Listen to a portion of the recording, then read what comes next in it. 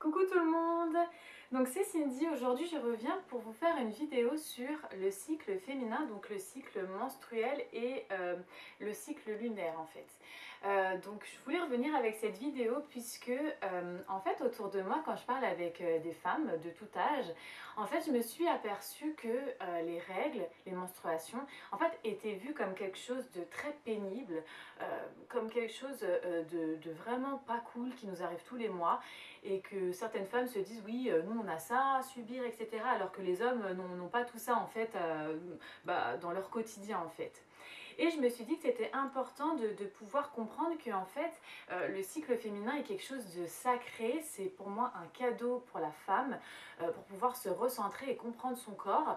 Et du coup en fait j'ai tendance à voir que en fait on nous a pas expliqué ce que c'était que les règles, on nous l'a dit en globalité, mais c'est vrai qu'on n'a pas expliqué vraiment pourquoi, etc. Enfin moi en tout cas j'ai le souvenir qu'on m'a juste dit voilà tu es une femme, tu vas perdre du sang tous les mois et puis c'est comme ça et puis tu pourras du coup après donner naissance à un enfant, à donner la vie. J'ai lu deux ouvrages qui m'ont aidé. Donc c'est deux ouvrages de Miranda Gray, dont un qui s'appelle La Lune Rouge et un deuxième qui s'appelle La Femme Optimale. Et en fait, ces deux livres permettent de comprendre le fonctionnement du corps féminin, pourquoi on a nos règles, quelle est la puissance sacrée en fait des menstruations tous les mois et comment on peut honorer cette période et ne pas justement la subir. Donc il faut savoir que le cycle féminin en fait est en étroite collaboration avec le cycle lunaire, donc avec les phases de la lune. Faut savoir que l'énergie en fait féminine est étroitement liée en fait à la lune et l'énergie masculine est liée en fait au soleil. Donc c'est vraiment deux énergies différentes. Généralement un cycle féminin dure 28 jours, tout comme le cycle lunaire. Il y a 4 phases dans le cycle féminin. Donc vous avez en fait une phase préovulatoire, une phase ovulatoire, une phase prémenstruelle et une phase menstruelle. Ces phases-là en fait, on va pouvoir comprendre comment elles fonctionnent selon chaque femme en fait. Ça sera à nous de déterminer à peu près dans quelle phase on se trouve. Et c'est super intéressant du coup de comprendre comment on fonctionne, comment sont nos émotions, comment sont nos sentiments, comment sont notre santé à cette période du mois, etc. Il faut savoir qu'on peut par exemple ovuler à la pleine lune et avoir nos règles à la nouvelle lune, ou inversement. Moi je sais que j'ai mes règles à la pleine lune et que j'ovule à la nouvelle lune. Et c'est ça, c'est cyclique, c'est-à-dire que je le remarque tout le temps. Là en ce moment je suis en période d'ovulation, c'est qu'on devient très intime, mais je sais que je suis en période d'ovulation et demain en fait c'est la nouvelle lune. Donc moi je suis vraiment très bien réglée. Donc voilà, et je trouve que c'est super puissant en fait de se dire mais en fait mon corps en fait il suit le cycle de la lune et tout, et genre je trouve ça vraiment puissant, un peu sacré en fait. Ce qui revient en fait communément aussi aux femmes, c'est que avant en fait les menstruations, on a besoin d'avoir du temps pour nous, pour pouvoir se reposer, pour pouvoir en fait vraiment laisser place à ce qui va arriver en nous et le nettoyage mensuel qui se fait en fait. Les règles, c'est vraiment pour nous quelque chose de merveilleux dans le sens où ça effectue en fait, ça libère, ça nettoie toutes les toxines que l'on a dans le corps. C'est pour ça d'ailleurs que les femmes vivent plus vieux que les hommes. Et pour moi en fait c'est genre juste un cadeau et il faut le prendre vraiment comme quelque chose de sacré. Il faut honorer cette période et ne pas se dire oh non vas-y c'est encore mes règles ou non je vais avoir mes règles etc. Moi maintenant depuis quelques temps maintenant, depuis je pense au moins un an, je prends les règles comme limite pour moi c'est quelque chose de sacré. Je me dis là tout mon corps est en train de se purifier, il est en train de se nettoyer, il libère les toxines etc. C'est comme une renaissance de mes cellules en fait, c'est-à-dire que tout ce qui n'a pas pu être fécondé et donner la vie en fait se nettoie et emporte avec lui toutes les toxines qui sont nocives pour mon corps. Et donc je sais très bien que pour pouvoir vivre cette période pleinement, il y a plusieurs choses à faire, dans le sens où je pense qu'il faut s'écouter. Je suis intimement convaincue que en fait le fait qu'on ait des règles, des menstruations etc, ça permet en fait de nettoyer aussi tout ce qui est émotionnel et spirituel en fait. C'est comme si c'était une période de mois, enfin du mois, où on pouvait vraiment se reconnecter, se recentrer, comprendre ce qui s'est passé le mois précédent, essayer de voir comment on se sent, si on se sent mieux que le mois d'avant, etc. et de comprendre vraiment les choses. Pour moi, ça permet de libérer et d'apprendre sur nous. C'est vraiment pour moi une expérience spirituelle à mon sens. Je voulais vraiment que chaque femme puisse comprendre que c'est quelque chose de très beau et que ce n'est pas quelque chose voilà, de sale ou de malsain ou voilà un moment pénible du mois. Il y a certains rituels que l'on peut mettre en place et adapter et après ça selon chaque femme, mais pour pouvoir justement prendre conscience de ça en fait et de son corps et de ses règles, etc. Donc pour moi les conseils en fait que je peux donner aux personnes et aux femmes qui me regardent et même aux hommes d'ailleurs si vous regardez bah, du coup ça pourrait être intéressant pour vous et vos copines.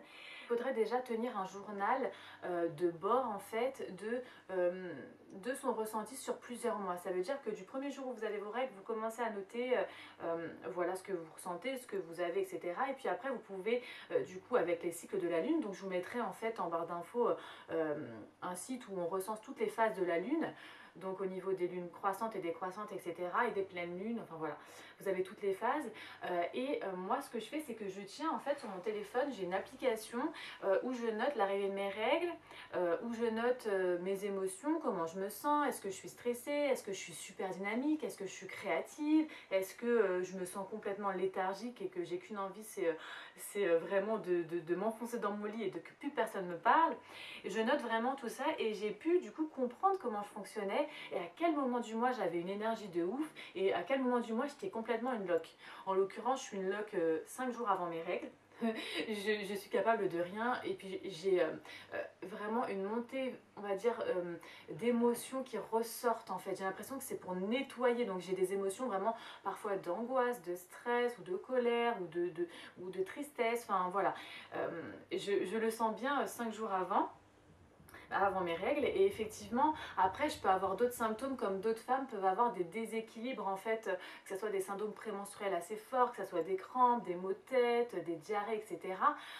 Je sais qu'il y a des femmes qui détestent cette période puisque c'est vraiment quelque chose qui les affecte au quotidien, mais il faut vraiment essayer de comprendre pourquoi il y a ce tel déséquilibre puisque vraiment on est censé vivre cette période posément, tranquillement, sans avoir tout ce genre de symptômes. Pour moi, tous les déséquilibres que l'on peut rencontrer en fait pendant nos règles est synonyme de mauvais fonctionnement dans votre corps ou dans votre tête en fait, vraiment dans soit émotionnel ou autre. Je pense qu'il faut vraiment essayer de se comprendre puisque je pense que les menstruations nous font comprendre des choses sur nous.